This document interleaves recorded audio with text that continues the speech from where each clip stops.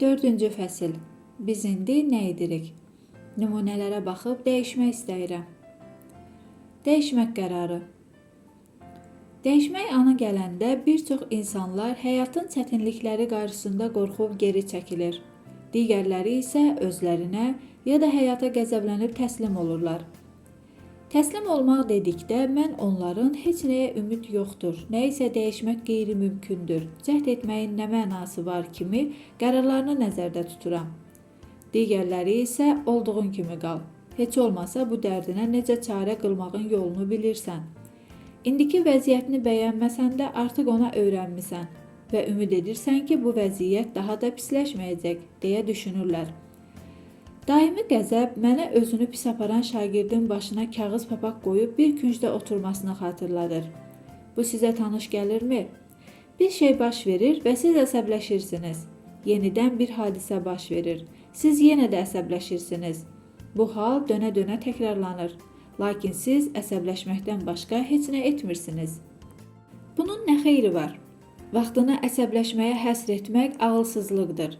Bu həmçinin yeni və fərqli həyatı qəbul etməkdən boyun qaçırmaqdır.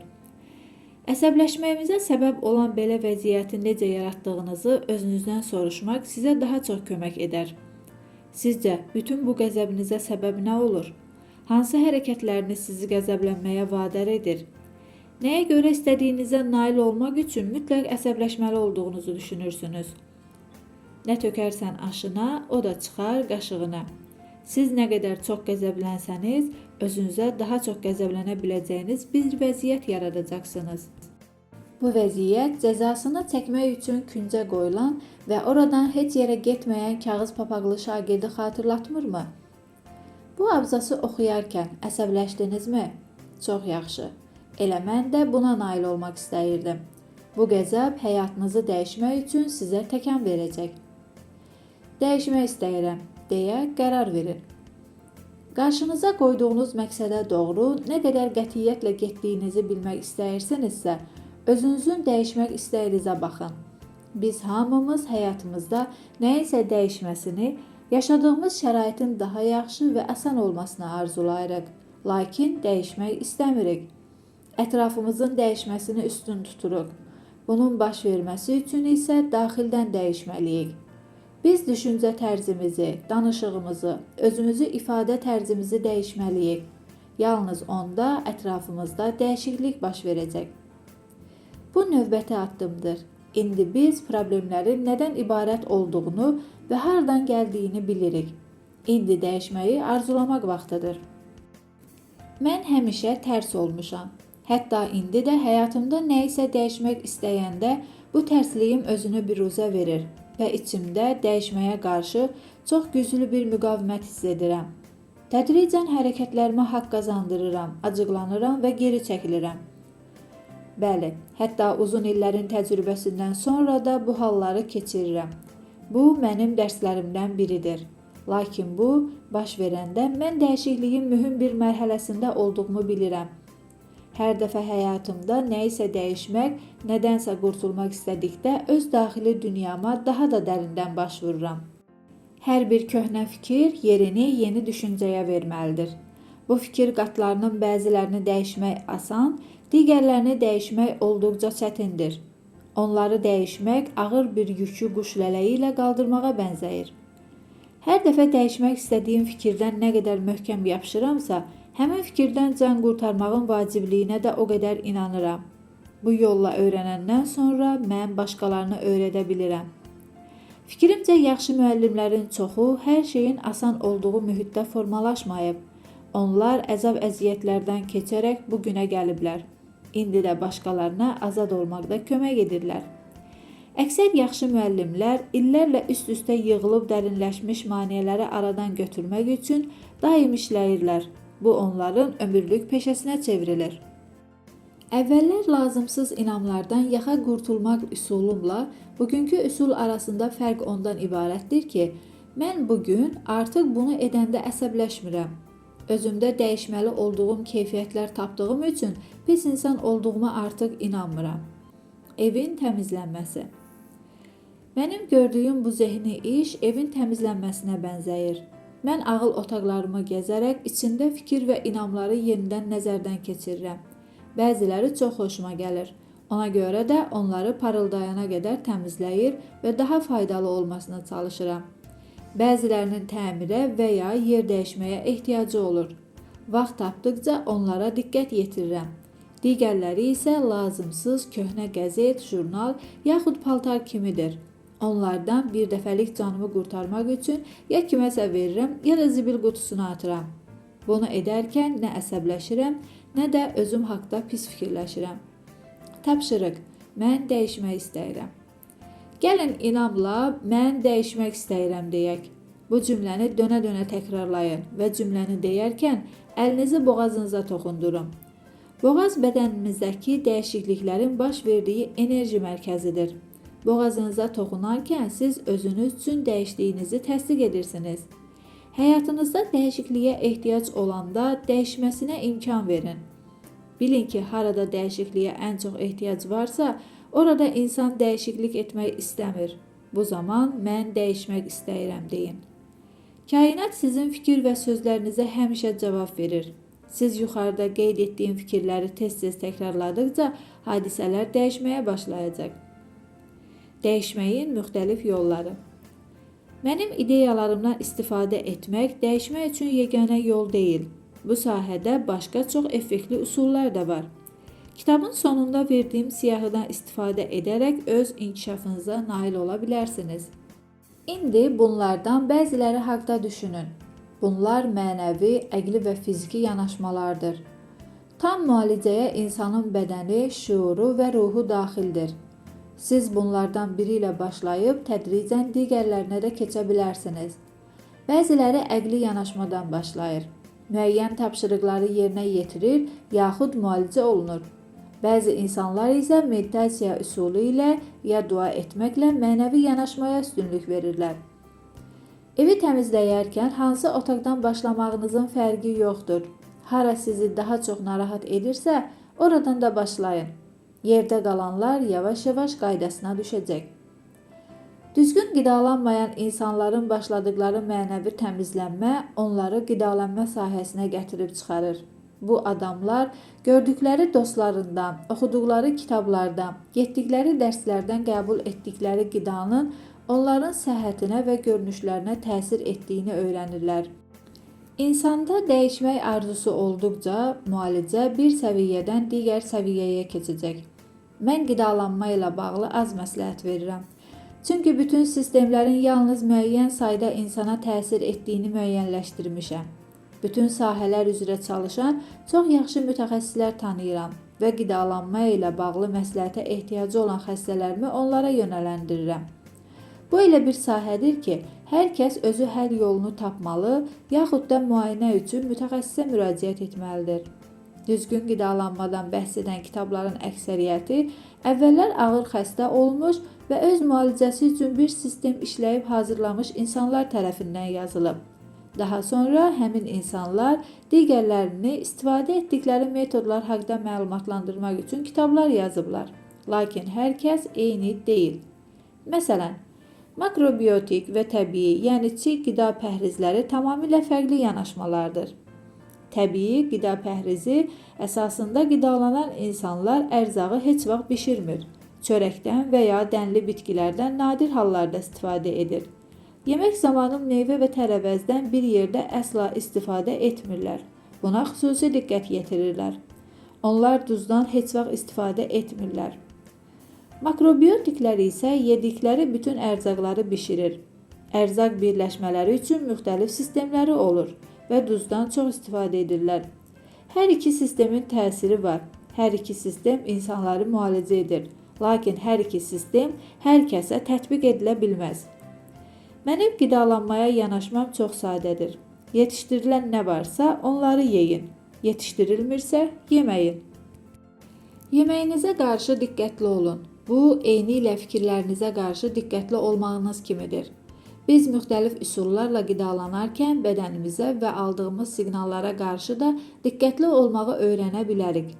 Uzun illər boyu mənfi fikirlərlə çirkləndirdiyimiz şüurumuzu təmizləmək, bir çox lazımsız qidalarla çirkləndirdiyimiz bədənimizi yaxşı qidalanma proqramı ilə təmizləməyə bənzəyir. Onların hər ikisi müalicə zamanı böhran yarada bilər. Siz qidalanmanızda dəyişiklik edərkən bədəniniz toplanmış zərərli maddələri atmağa başlayacaq. Bu zaman özünüzü 1-2 gün zəif hiss edəcəksiniz. Eyni vəziyyət öz fikirlərinizi dəyişməyə başlayanda əhval-ruhiyyənizdə də özünü göstərəcək. Özünüzü bir müddət pis hiss edəcəksiniz. Bir anlıq şükranlıq günü münasibəti ilə etdiyiniz naharın sonunu yadınıza salın. Yemək yeyilib, indi Hind toyuğunu qızartdığınız tavanı yumaq lazımdır. Yanmış və qabıq bağlamış tavanın içinə qaynar su və duru sabun töküb bir qədər islanmağa qoyursunuz. Sonra tavanı sürtməyə başlayırsınız. İndi tava sizə həmişəkindən daha çirkli görünür. Əgər onu sürtməkdə davam etsəniz, tavanı yenə də əvvəlki təmiz vəziyyətində görəcəksiniz. Köhnəlmiş fikirlərdən yaxa qurtarmaq istəyəndə də eyni vəziyyətlə qarşılaşacaqsınız. Köhnə fikirləri yeni ideyalarla islatdıqda bütün çirkinliklər üzə çıxır. Yeni fikirlərlə yanaşmaqda davam edin. Tezliklə məhdud köhnə fikirlərdən xilas olduğunuzu görəcəksiniz. Tapşırıq, dəyişilmək istəyi. Beləliklə, biz dəyişmək istədiyimizə qərar vermişik və bu yolda bizə uyğun olan bütün üsullardan istifadə edəcəyik. İcazə verin, həm özüm, həm də başqaları üçün istifadə etdiyim üsullardan biri haqqında danışım. Əvvəlcə güzgüyə baxın və özünüzə deyin, mən dəyişmək istəyirəm. Özünüzün necə hiss etdiyinizə fikir verin. Əgər buna tərəddüd edir, müqavimət göstərir və dəyişmək istəmirsinizsə, onda özünüzdən soruşun. Niyə?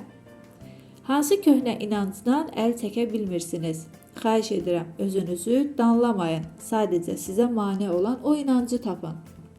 İnanın ki, həmin inanc sizə çoxsaylı problemlər yaradır. Mənə bu inancın haradan gəldiyi maraqlıdır. Siz bunu bilirsinizmi? Bunu bilib bilməməyimizdən asılı olmayaraq, indi gəlin problemi həll etməyə çalışaq. Yenə də güzgünün qarşısına keçin, gözlərinizin içinə diqqətlə baxın. Əlinizi boğazınıza qoyun və 10 dəfə ucadan deyin. Mən bütün maneələri dəf etmək istəyirəm. Güzgü ilə iş çox effektlidir. Uşaq olarkən əksər nöqsanlarımızı gözümüzün içinə baxan, bəzən də barmağını silkələyən özgələrdən eşidirdik. Bugün hər dəfə güzgüyə baxanda bir çoxumuz özünə xoşagəlməz bir şey deyəcək. Özümüzü yadanlayacaq ya da tənqid edəcəyik. Düz gözünüzün içinə baxıb, özünüz haqqında müsbət bir şey demək yaxşı nəticələr almağın ən qısa yoludur. Dəyişikliyə müqavimət.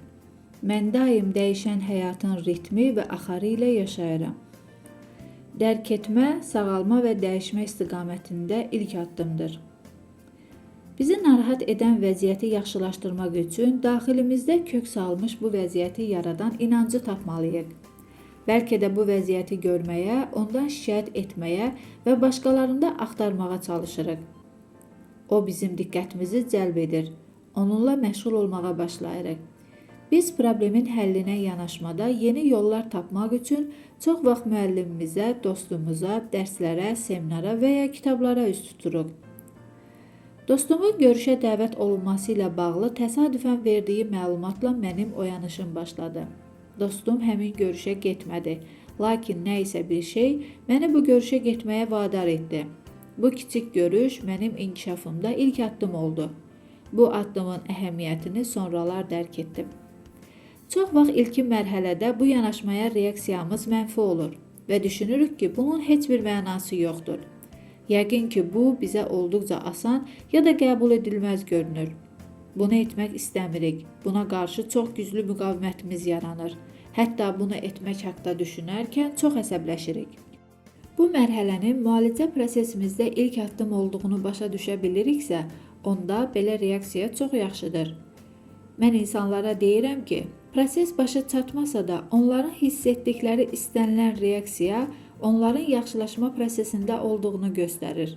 Həqiqət odur ki, dəyişiklik sizin onun haqqında düşünməyə başladığınız andan başlayır. Səbirsizlik müqavimətin başqa bir formasıdır. O öyrənməyə və dəyişikliyə qarşı çıxan bir müqavimətdir. Biz hər hansı bir problemimizin dərhal həll olunmasını, həmin an başa çatmasını istəyəndə, bu problemin yaranma səbəblərini öyrənmək üçün özümüzə vaxt ayırmaq istəmirik. Siz bir otaqdan digərinə keçmək istəyərkən ayağa durmalı və sizə lazım olan istiqamətdə addım-addım hərəkət etməlisiniz. Sadəcə yerinizdə oturub, o biri otaqda olmağınızı tələb etməklə buna nail ola bilməzsiniz. Problemlərimizin həlli də bunun kimidir. Hamımız problemlərimizin aradan qalxmasını istəyirik, lakin nəticə əldə etmək üçün azacıq da olsa bir iş görmək istəmirik. Artıq yaranmış vəziyyət və şəraitə görə öz məsuliyyətimizi qəbul etmək vaxtıdır. Mən bugünkü vəziyyətimizə görə özümüzü günahlandırmağı yaxud pis adam adlandırmağımızı nəzərdə tutmuram. Fikirlərinizi reallığa çevirən daxilinizdəki gücü dərk etməyinizi nəzərdə tuturam. Əvvəllər bu gücü istəmədiyimiz hadisələrin yaranmasına özümüz də bilmədən sərf etmişik. O zaman nə etdiyimizi bilmirdik. Lakin indi öz məsuliyyətimizi dərk edir, gücümüzün şüurlu şəkildə öz mənafeyimiz üçün yaxşı mənada istifadə etməyi başa düşür və öyrənirik. Mən pasiyentlərimə hadisələrə yeni baxış, yaxud insanları bağışlamaq üçün yeni yanaşma təklif edəndə, onların tez-tez dişlərini bir-birinə sıxaraq çənələrini qabağa uzatdıqlarını və qollarını sinələrində çarpazladıqlarını müşahidə edirəm.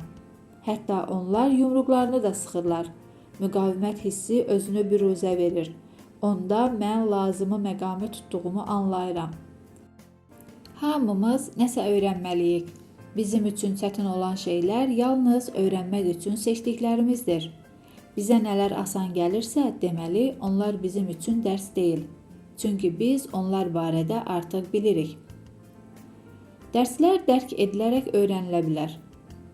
Sizin üçün ən çətin tapşırığın nə olduğunu və buna nə qədər müqavimət göstərdiyinizi düşünürsünüzsə, deməli, həmin an ən çətin dərsinizin axtarışındasınız. Təslim olmaq, müqaviməti dəf etmək, sizə lazım olanı öyrənmək istəyi növbəti addımı xeyli asanlaşdıracaq. Müqavimətinizin dəyişiklik etməyinə mane olmasına imkan verməyin. Biz iki səviyyədə işləyə bilərik. 1. Müqavimətimizi şüurlu şəkildə qəbul etməklə. 2. Dəyişikliyi davam etdirməklə. Özünüzü müşahidə edin. Necə müqavimət göstərdiyinizə baxın. Sonra isə irəliyə doğru davam edin. Davranışlarımız nə deyir? Hərəkətlərimiz çox vaxt müqavimətimizi əks etdirir. Bunlara aşağıdakılar daxildir. Mövzunu dəyişmək, otağı tərk etmək, vanna otağına getmək, gecikmək, xəstələnmək. Hadisələri aşağıdakıları etməklə gecikdiririk. Başqa bir iş görməklə, daha çox vaxt aparan işlə məşğul olmaqla, boş vaxt keçirməklə, uzağa yaxud pəncərədən çölə baxmaqla, hansısa jurnalı vərəqləməklə, fikrimizi yayındırmaqla, yemək, içmək və ya siqaret çəkməklə, münasibətlər yaratmaqla yaxud onları bitirməklə, qəzalar, maşın, cihaz, su borusu qəzaları və s. yaratmaqla. Ehtimallar. Biz öz müqavimətimizə bəraət qazandırmaq üçün başqaları ilə bağlı fərziyyələr irəli sürür və bu məqsədlə aşağıdakı fikirləri işlədirik. Bunun mənə heç bir xeyri olmayacaq. Mənim ərim və yaxud arvadım başa düşməyəcək. Gərək bütün şəxsiyyətimi dəyişim. Yalnız dəlilər terapeutə gedirlər. Onlar problemimi həll etməyə kömək edə bilməzlər. Onlar mənim hirsimi soyuda bilməzlər. Mənim vəziyyətim fərqlidir. Mən onları narahat etmək istəmirəm. Bu, öz-özünə qaydasına düşəcək. Məndən başqa heç kəs bunu etmir. İnancılar. Biz dəyişməyimizə mane olan inancılarla böyüyürük. Məhdudlaşdırılmış inanclarımızdan bəzilərinə nəzər salaq. Bunu etmirlər. Bu düzgün deyil. Bunu etmək mənə yaraşmaz. Bu mənəviyyata ziddir. Mənəviyyatlı insanlar qəzəblənmir. Kişilər, qadınlar bu işlə məşğul olmurlar. Mənim ailəm heç vaxt bunu etməyib. Sevgi mənim üçün deyil. Çox uzaqdır. Hədsiz dərəcədə çox işdir. Çox bahadır. Olduqca çox vaxt aparacaq. Mən buna inanmıram. Mən elə insan deyiləm. Onlar. Biz öz gücümüzü başqalarına veririk. Sonra da onları dəyişməyimizə mane olan səbəblər kimi göstəririk. Ağlımızda aşağıdakı fikirlər dolaşır. Allah buna yol vermir. Gözləyirəm ki, ulduzlar icazə versin. Bu uyğun mühit deyil. Onlar dəyişməyimə icazə verməyəcəklər. Mənə lazım olan müəllimim, kitabım, sinifim, vəsaitim yoxdur. Mənim həkimim başqa cür deyir. İşdən vaxt tapa bilmirəm. Mən onların təsiri altında olmaq istəmirəm. Hamısı onların günahıdır. Birinci, onlar dəyişməlidirlər. Mən filan şeyləri əldə edən kimi bunu edəcəyəm. Siz, onlar başa düşmürsünüz, başa düşmürlər. Mən onları incitmək istəmirəm. Bu mənim tərbiyəmə, dinimə, fəlsəfəmə ziddir. Şəxsi fikirlər. Dəyişməyə müqavimət göstərmək üçün özümüz haqda fikirlərdən istifadə edirik. Bu fikirlərə aşağıdakılar daxildir. Çox yaşlıyam, çox gəncəm, çox kökəm, çox arığam, boyum çox qısadır, boyum çox ucadır, çox tənbələm, çox güclüyəm, çox zəifəm, çox sakitəm, çox ağıllıyam, çox kasıbam, çox dəyərsizəm, çox hərdəmxəyalam, çox ciddiyəm, çox təkəbbürlüyəm. Yəqin ki, bunların hamısı həddən artıq çoxdur. Ləngitmə taktikası. Bizim dəyişməyə olan müqavimətimiz özünü ləngitmə taktikası kimi büruzə verir. Biz aşağıdakı bəhanələrdən istifadə edirik. Bunu sonra edərəm. İndi fikirləşə bilmirəm. İndi vaxtım yoxdur. Bunu etməyə çox vaxt lazımdır. İşlə heç cür alınmır. Yaxşı fikirdir. Mən bunu bir başqa vaxt edərəm. O qədər başqa işim var ki, bu barədə sabah fikirləşərəm. Bu işimi bitirən kimi başlayacağam. Səfərdən qayıdan kimi edəcəyəm. İndi münasib vaxt deyil. Artıq çox gecdir ya da hələ çox tezdir. İnkar etmə. Bu müqavimət özünü dəyişməyə olan ehtiyacı inkar etmədə özünü büruzə verir. Belə yanaşmada aşağıdakı fikirlərə rast gəlinir. Məndə heç bir problem yoxdur. Bu problemlə bağlı heç nə edə bilmərəm. Mən keçən dəfə çox yaxşı idim. Dəyişməklə nə yaxşılaşacaq ki? Əgər mən ona fikir verməsəm, problem də olmaz. Qorxu. Müqavimətin ən böyük kateqoriyası qorxudur. Qeyri-müəyyənlik qorxusu. Bunlara diqqət yetirin. Mən hələ hazır deyiləm. Mən uğursuzluğa düçar ola bilərəm. Onlar məni qəbul etməzlər. Qonşular nə fikirləşər? Mən ərimə, arvadıma deməyə qorxuram. Mənim xətrimə deyərlər. Mən dəyişməyə məcbur olaram. Buna görə pul xərcləməli olacam. Ölərəm, amma boşanmaram. Kiminsə mənim problemimin olduğunu bilməsini istəmirəm. Mən öz hisslərimi ifadə etməkdən qorxuram. Bu barədə danışmaq istəmirəm. Mənim buna gücüm yoxdur. Bilmirəm, bu mənim üçün hansı sonluqla bitə bilər. Mən azadlığımı itirə bilərəm. Bunu etmək çox çətindir. İndi kifayət qədər pulum yoxdur. Mən də kiminsə xətrinə dəyə bilərəm. Mükəmməl olmaya bilərəm. Dostlarımı itirə bilərəm. Heç kimə inanmıram. Bu mənim adıma xələl gətirə bilər. Mən kifayət qədər yaxşı deyiləm. Bu siyahı uzana da bilər. Bu müqavimətlərdən sizə tanış gələn oldumu? Aşağıdakı misalda təsvir olunan müqavimətə fikir verin. Ciddi ağrılardan əziyyət çəkən bir xanım yanıma gəlmişdi. Müxtəlif avtomobil qəzalarında onun beli, boynu və dizi sınmışdı. Bununla belə yanıma gələrkən yolu azmış, tıxaca düşmüş və gecikmişdi.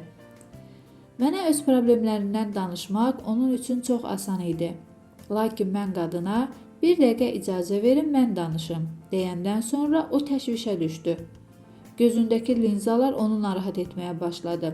Stulunu dəyişmək istədi. Sonra vanna otağına getdi. Daha sonra linzalarını çıxarmalı oldu.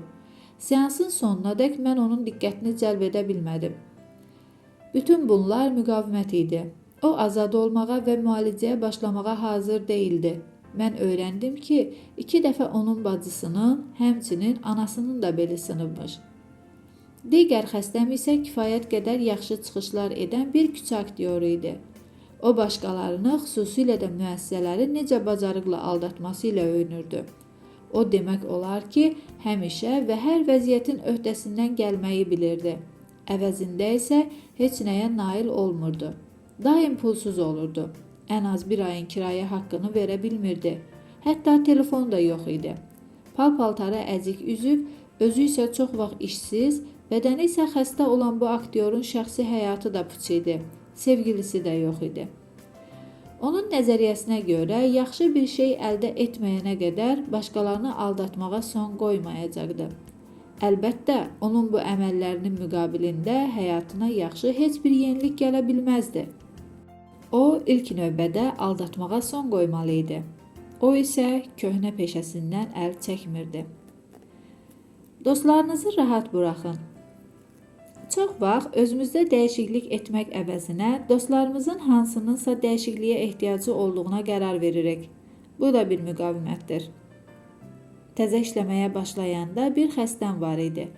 O məni xəstəxanalara dostlarının yanına göndərirdi. Dostlarının gül əvəzinə onların problemlərini həll etmək üçün məni göndərirdi. Səslərini yazmaq üçün əlimdə maqnitofon palataya daxil olur, yataqda uzanıb mənim nəyə görə bura gəlməyimdən xəbərsiz olan və nə etdiyimi başa düşməyən xəstəyə yaxınlaşırdı. Bu hadisələrdən sonra öyrəndim ki, insan özü tələb etməyənə qədər onunla işləmək lazım deyil. Bəzən xəstələrim dostlarına mənim seanslarımı hədiyyə edirlər. Bu da o qədər yaxşı nəticə vermir. Belə xəstələr nadir hallarda seansları davam etdirirlər. Bizdə hər hansı bir dəyişiklik yaxşı alınanda onu başqaları ilə bölüşmək istəyirik. Lakin ətrafımızdakı insanlar biz istədiyimiz vaxtda və istədiyimiz yerdə dəyişiklik etməyə hazır olmaya bilərlər. Biz istədikdə dəyişikliklər etmək kifayət qədər çətindir. Lakin kimsə istəmədiyi halda onu dəyişməyə məcbur etmək qeyri-mümkündür. Və bu, dostluq münasibətlərini poza bilər. Mən xəstələrimi dəyişməyə çalışıram. Çünki onlar bunun üçün məhz mənim yanıma gəliblər. Dostlarımı isə bu məsələdə rahat buraxıram. Güzgü ilə iş. Güzgülər özümüzlə bağlı hisslərimizi bizə göstərir. Əgər xoşbəxt, mənalı həyat yaşamaq istəyiriksə, onlar harada dəyişiklik etmək lazım olduğunu bizə əks etdirir. Mən insanlardan hər dəfə güzgünün yanından keçəndə öz gözlərinin içinə baxıb bu sözləri özü haqqında demələrini xahiş edirəm. Mən özümü sevirəm. Təsdiqləməyin ən yaxşı yolu güzgüyə baxıb fikirləri ucadan deməkdir. Siz içinizdə dediklərinizə qarşı çıxan müqavimətdən dərhal xəbər tutacaq və onu daha tez dəf edəcəksiniz. Yaxşı olar ki, bu kitabı oxuyanda yanınızda güzgü olsun. Motivasiya edici cümlələri işlədərkən güzgüdən istifadə edin. Harada müqavimət göstərdiyinizi və ya açıq, rahat olduğunuzu yoxlayın. İndi güzgüyə baxın və öz-özünüzə deyin. Mən dəyişmək istəyirəm. Nə hiss etdiyinizə fikir verin. Əgər tərəddüd edir, yaxud müqavimət göstərirsinizsə və ya dəyişmək istəmirsinizsə, özünüzdən soruşun. Niyə? Hansı köhnə inanc sizə dəyişməyə imkan vermir? İndi özünüzü danlamaq vaxtı deyil. Sadəcə nə baş verdiyinə və hansı inancınızın üzə çıxdığına diqqət yetirin. Bu sizə çoxlu problemlər yaradan inancdır. Onun haradan yarandığını xatırlayırsınızmı? Biz öz doğru bildiklərimizi təsdiqləyərkən qeyri-adi heç nə baş vermirsə, motivasiya edici fikirlərin heç bir faydası yoxdur demək asandır. Məsələ motivasiya edici fikirlərin işləməməsi deyil. Biz motivasiya edici fikirləri dilə gətirməzdən əvvəl başqa bir mərhələdən də keçməliyik. Təkrarlanan proseslər bizim ehtiyaclarımızı göstərir. Qazandığımız hər bir vərdiş, dəfələrlə başımıza gələn eyni hadisələr, dönə-dönə təkrarladığımız hərəkətlər bizim onlara ehtiyacımızın olduğunu göstərir. Ehtiyac isə bizim inanclarımıza uyğun gəlir. Əgər ehtiyac olmasaydı, bu bizdə olmazdı. Bunu etməzdik. Bu cür olmazdıq.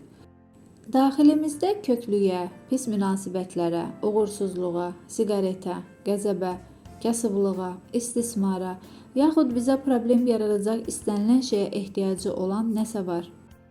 Dəfələrlə öz-özümüzə demişik. Bunu bir daha etməyəcəyəm. Amma bir gündən sonra yenə tort yeyirik, siqaret çəkirik, sevdiyimiz insanlara ağır sözlər deyirik və s. Sonra bütün problemlərimizi toplayıb öz-özümüzə qəzəblə deyirik: sənin iradən yoxdur, intizamlı deyilsən, sən çox zəifsən. Bu da bizim daşıdığımız günahkarlıq yükünü daha da ağırlaşdırır. Bunun iradə yaxud intizamla heç bir əlaqəsi yoxdur. Həyatımızdan çıxarmaq istədiyimiz istənilən şey sadəcə bir simptom və zahiri təsirdir. Bu simptomdan onu doğuran səbəbi aradan qaldırmadan qurtulmaq cəhdi faydasızdır. Bir anlıq iradəsizlik yaxud intizamsızlıq etsək, həmin simptom yenidən ortaya çıxacaq.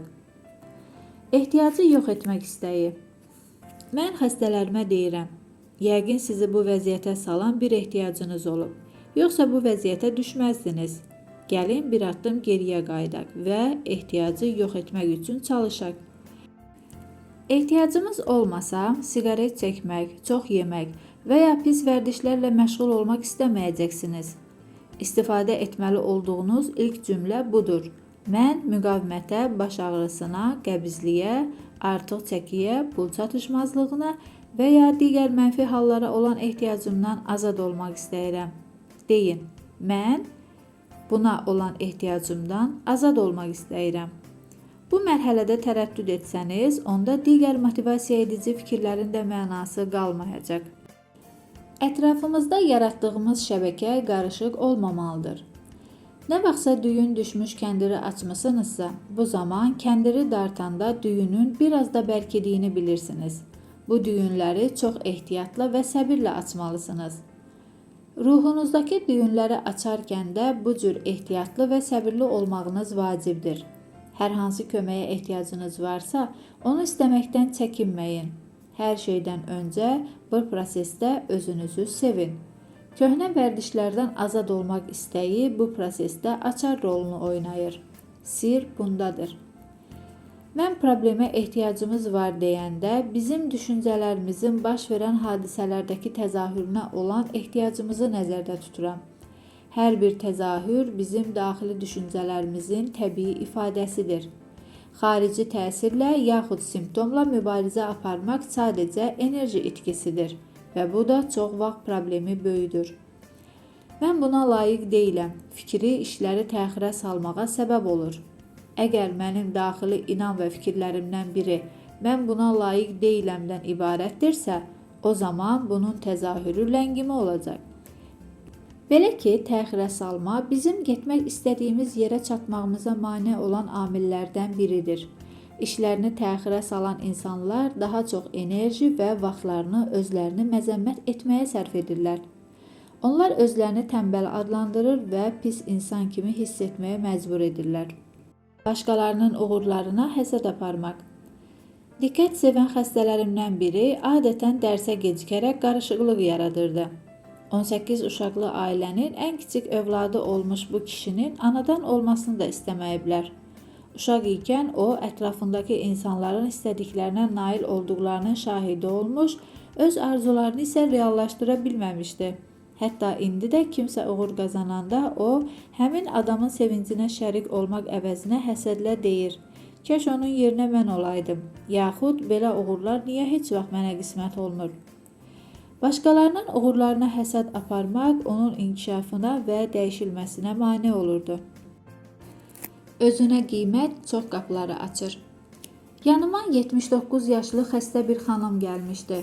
O musiqi dərsləri verir, tələbələrindən bir neçəsi televiziya proqramlarında çıxış edirdi. O özü də bunu etmək istəyirdi, lakin qorxurdu. Mən onu tam ürəkləndirdim və izah etdim. Bu sahədə sizin kimisi yoxdur. Özünüz kimi olun. Bu işi həvəslə edin. Sizin kimləri axtaran insanlar var. Qoy onlar görsünlər ki, siz varsınız. Qadın bir neçə agentlik və teleyayım şirkəti rəhbərlərinə zəng vurdu. Onlara yaşlı bir insan olduğunu və televiziya proqramları ilə məşğul olmaq istədiyini bildirdi. Həmin qadın o vaxtdan bu günədək bu sahədə fasiləsiz işləyir. Mən tez-tez onu televiziyada və jurnallarda görürəm. İnsanın hər hansı işə həvəsi varsa, bu sahədə karyerasına istənilən yaşda başlaya bilər. Özünü tənqid bütövlükdə hədəfə çatmağı gecikdirir. Özünü tənqid ləngiməni və tənbəlliyi artırır. Beynin enerjisini yalnız köhnə fikirləri dəf etməyə və yenilərini yaratmağa sərf etmək lazımdır. Özünüzə belə deyin: mən dəyərsiz olmaq ehtiyacından qurtulmaq istəyirəm. Mən gözəl həyata layiqəm və bunu sevə-sevə qəbul edirəm. Mən təsdiq etdiyiniz bu fikirləri bir neçə gün dəfələrlə təkrarlasam, ləngimənin təzahürü avtomatik olaraq yox olacaq. Öz daxilimdə mən dəyərliyəm fikrini yarada bilsəm, daha yaxşı cəhətlərimdən imtina etməyə ehtiyacım olmayacaq. Həyatınızdakı neqativ hallara və təzahürlərə bu motivasiya edici fikirlərin necə təsir etdiyini görürsünüzmü? Gəlin daxilimizdəki müəyyən inanclara görə nə isə edə bilməməyimizə vaxt və enerji sərf etməyi dayandıraq. Öncə inanclarımızı dəyişək. Sizin bu məsələyə necə yanaşmağınızın, yaxud nə haqda danışmağımızın fərqi yoxdur. Biz yalnız fikirlərdən danışırıq. Fikirlər isə dəyişdirilə bilər. Biz hər hansı bir vəziyyəti dəyişmək istəyiriksə, belə deməyimiz lazımdır: mən bu şəraiti yaradan fikirlərimi dəyişmək istəyirəm. Siz hər dəfə xəstəliyiniz və ya probleminiz haqqında düşünəndə bu cümləni dönə-dönə təkrarlayın. Bunu dediyiniz an qurbanlar sinfindən bir addım uzaqlaşmış olursunuz. Siz artıq köməksiz deyilsiniz. Öz daxili gücünüzü hiss edirsiniz. Belə hallarda deyin: mən artıq bu vəziyyəti özüm yaratdığımı dərk etməyə başlayıram. İndi öz gücümü bərpa edir, bu köhnə inancdan boyun qaçırır və ondan azad olmaq istəyirəm. Özünü tənqid. Mənim bir xəstəm neqativ fikirləri ilə baş-başa qalanda əlinə keçəni yeyir. Ertəsi günü isə köklüyünə görə əsəbləşir. O balaca qız olanda nahar stolunun ətrafına fırlanar, ailə üzvlərinin qabağından qalan bütün yemək qalıqlarını yeyərmiş. Ailə üzvləri gülər və düşünərlərmiş ki, o şirin, balaca bir qızdır. Bu, onun ailəsindən eşitdiyi, demək olar ki, yeganə tərif idi. Özünüzü danlayanda, qınayanda, günahlandıranda kiminlə bu cür rəftar etdiyinizi fikirləşirsinizmi? Biz neqativ və ya pozitiv bütün proqramlaşmamızı 3 yaşımızadək qəbul etmişik. O vaxtdan bəri başımıza gələnlər həmin dövrdə özümüz həyat haqda qəbul etdiklərimizə, habelə inandıqlarımıza əsasən baş verir. Balaca olarkən bizimlə necə rəftar ediblərsə, indi biz də özümüzlə elə davranırıq. Sizin danladığınız insan içinizdəki həmin o 3 yaşlı uşaqdır. Siz qorxaq olduğunuza görə özünüzə qəzəblənirsinizsə, onda özünüzü 3 yaşlı uşağın yerinə qoyun. Əgər qarşınızda qorxan 3 yaşlı uşaq görsəniz, nə edərdiniz? Siz ona qəzəblənərdiniz, yoxsa onu qucaqlayıb rahatlayana qədər sakitləşdirərdiniz?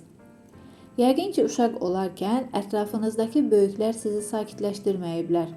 İndi həyatınızdakı böyük siz özünüzsünüz. Əgər daxilinizdəki uşağı sakitləşdirə bilmirsinizsə, bu adamı doğrudan da çox məyus edir.